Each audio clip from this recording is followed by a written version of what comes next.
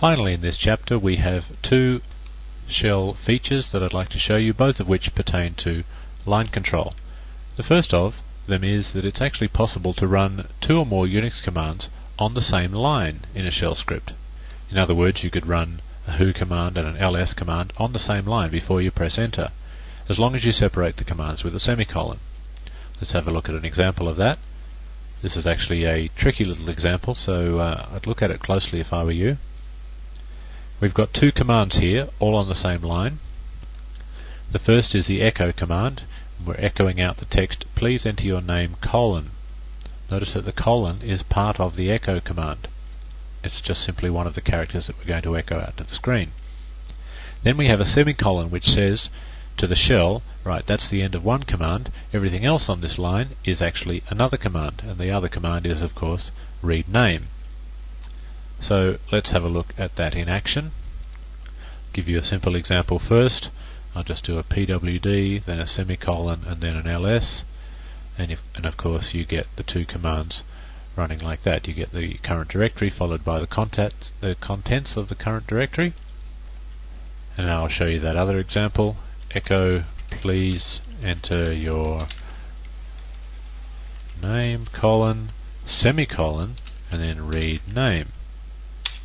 And it says please enter your name, and then I can obviously type in my name, and then it completes. And then just to prove that it actually did work, echo out $name, and I get Mark, of course. So that's a handy little thing to be able to do from time to time.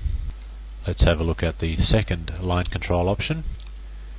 Occasionally, for aesthetic reasons, you may wish to split a command line over more than one line of text. Now this is actually not too difficult to do.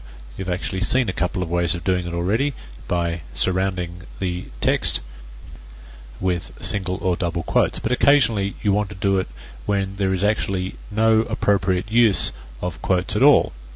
So in that case you can use the backslash character. And an example of that might be, this command is split, and then as the very, very last character on the line, it has to be the last character on the line, you can say you can put a backslash character, which will make the next character, which in this case would be the new line character, non-special.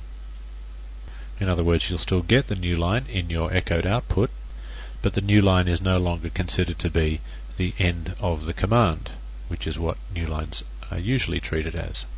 The command will actually end at the second new line, which will be after the word lines.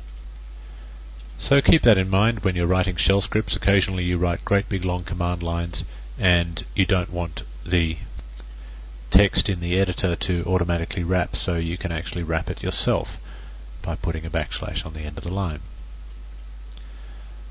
Okay, well that's the end of the actual content for this chapter. We'll now get on and have a look at some exercises for this chapter, and then we'll have a look at the course project.